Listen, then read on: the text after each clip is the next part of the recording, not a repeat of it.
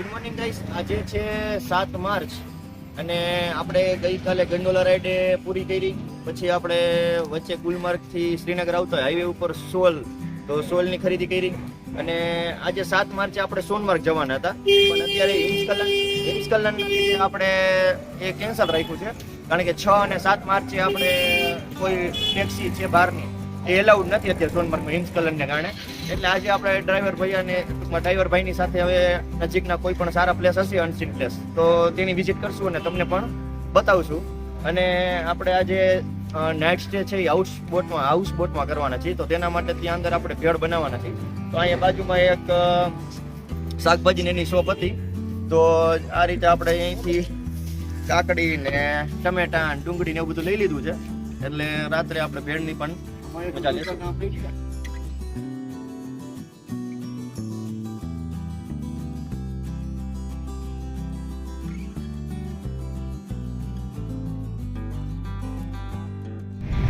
તો અત્યારે આપણે માનસબલ માટે નીકળ્યા છીએ કે જે કાશ્મીરની અનસીન પ્લેસ છે કે જ્યાં કોઈ રેરલી જ જતા હોય છે.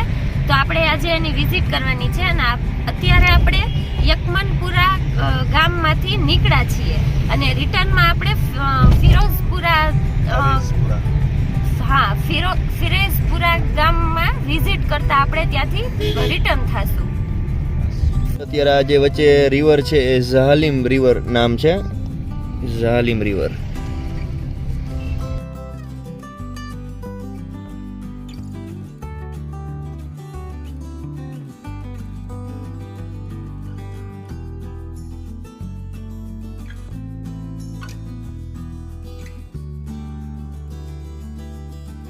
મિત્રો અત્યારે આપણે માનસબલ જતા હતા, વચ્ચે અહીંયા આપણે એક નિનોરા ગાંવ કરીને ટૂંકમાં ગામનું નામ છે, ત્યાં આપણે અત્યારે એક ફાર્મરને ત્યાં વિઝિટ આવ્યા કે અહીંયા ત્યાં ખેડૂત હતા ફાર્મ ઉપર.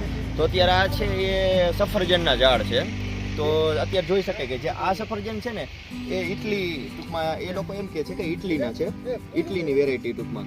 તો આ છે એ 2 વર્ષમાં આપણે ફળ આપવાનું ચાલુ કરી દઈએ. અને આ જોઈ શકાય ને, આ જે કહેવાય ને ઓરિજિનલ કાશ્મીરી એપલ કે ઓરિજિનલ કાશ્મીરી સફરજન, તો આ એ છે. તો અત્યારે આની લગભગ ઉંમર ભાઈ કહે છે 20 થી 25 સાલની આજુબાજુ હશે. અને આ જે ઝાડ છે એ 15 વર્ષ પછી સફરજન આપવાનું ચાલુ કરે. આપણે જ્યારે એને ટૂંકમાં સોઈંગ કરી કે વાવીએ તે પછી 15 વર્ષ પછી એને સફરજન દેવાનું ચાલુ કરે. અને જ્યારે આ છે ઇટલીનું એ છે 2 વર્ષમાં આપવાનું ચાલુ કરી દે. અને અહીંયા ઘણા બધામાં બડિંગ પણ કરેલી છે, આ જોઈ શકો છો, આ રીતે બડિંગ પણ કરેલી છે. ને નિનોરા ગામમાં આપણે વિઝિટ અત્યારે કરી. મિત્રો અહીંયા દેખાય, આ અત્યારે હમણાં જ સોઈંગ કરેલા છે, 10 દિવસ થયા છે. આ ટૂંકમાં આ જે સફરજન છે એ પણ ઇટલીના જ છે ને ભાઈ, આ છે એ પણ ઇટલીના જ છે, ઇટલી વેરાયટી ટૂંકમાં કહેવાય. એ 2 વર્ષમાં ટૂંકમાં આપણે સફરજન આપવાનું ચાલુ કરી દઈએ પ્રોડક્શન. અહીંયા દેખાય ને 10 દિવસ થયા છે એને વાવ્યું તેને. અત્યારે તો આપણે 7 માર્ચ આજે દિવસ છે, માર્ચ મહિનો છે, અને આનું જે પ્રોડક્શન છે એ જુલાઈ મહિનાથી ટૂંકમાં ચાલુ થઈ જાય છે. જુલાઈ મહિનામાં સફરજનનું પ્રોડક્શન ચાલુ થઈ જાય. મિત્રો આ છે એ ખડ છે, આપણે ટૂંકમાં ગુજરાતી લેંગ્વેજમાં કહીને બહુ ખતરનાક છે એવું કહે છે. સફરજનના ટૂંકમાં જે ફાર્મ હોય એમાં હોય છે. અત્યારે અમે માનસબલ જતા હતા તો રસ્તામાં આવી એક આઈટમ અમને જોવા મળી રોડ ઉપર. તો અમને પહેલા તો ખ્યાલ નહોતો કે શું છે. પછી આ ભાઈને અમે પૂછ્યું તો એને કીધું કે જે આપણે લોટસ એટલે કે કમળ છે એના જે રૂટ છે ને આ ઈ છે, કમળના રૂટ છે. અહીંયાના લોકો આને વેજીટેબલ તરીકે યુઝ કરે છે, એટલે આની સબ્જી બનાવે છે અને એવી રીતે એ લોકો ખાય છે.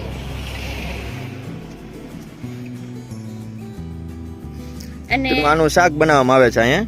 આ ખરીદીને લઈ જાય પછી 4-5 દિવસ સુધી સારું રહે છે અને પછી એમાંથી જે આ પાણી સુકાઈ જાય એટલે શ્રિંક થતું જાય છે અને સુકાઈ જાય છે. અત્યારે માનસબલ આપણે લેક ઉપર પહોંચી ગયા છીએ. અહીંયા આ રીતનું ફોટો સેશન થાય, અહીંયા શિકારા રાઈડ પણ છે અને આ ઝાડ જોઈ શકો બહુ મસ્ત છે. અને આ રીતનું આખું ગાર્ડન છે.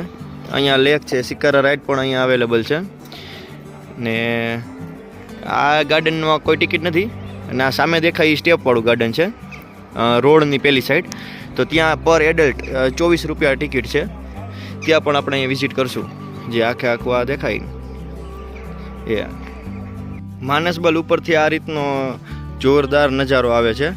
આ જે સ્ટેપ વાળું ગાર્ડન છે, જોઈ શકાય, મસ્ત વ્યૂ આવે છે.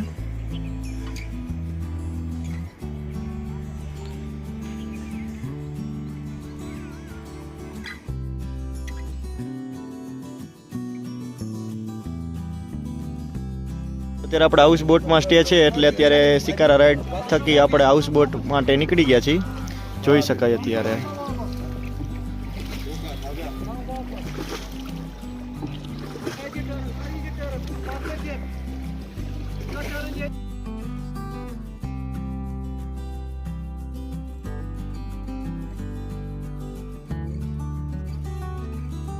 મિત્ર ફરતી બાજુ હાઉસ બોટ છે.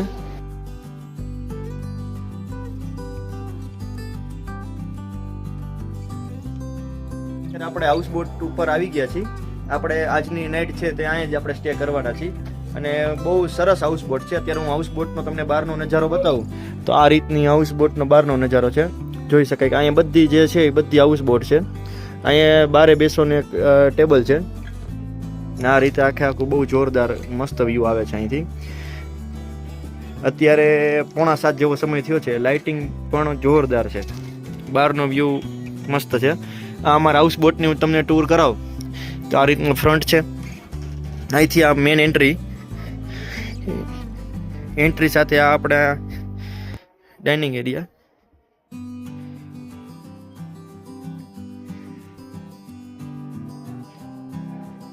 આ રીતે મસ્ત વ્યૂ છે.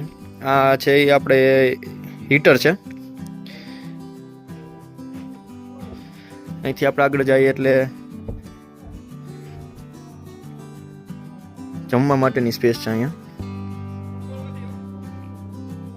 જોઈ શકાય આ બધા જૂના પુરાના વાસણ ને બધું અહીંયા પડેલું છે. ક્લાસી ફિલિંગ આવે છે. ડાઇનિંગ એરિયા પણ જોરદાર છે. ને અહીંથી આપણે આગળ જઈએ એટલે 3 રૂમ છે અલગ અલગ. આ એક સ્પેસ છે અહીંયા આટલી ચા પાણી માટેની. અહીંથી આપણે સીધે આગળ જઈએ એટલે આ રૂમ આવે.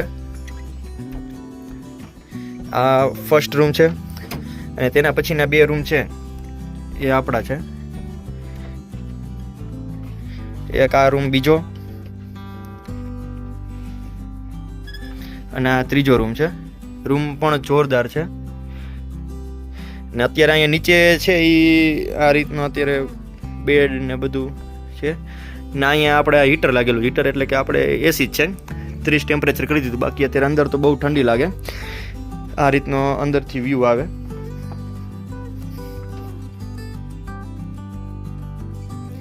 મસ્ત છે, જોરદાર. ને આ સ્પેસ છે. આ રીતના આખી હાઉસ બોટ છે.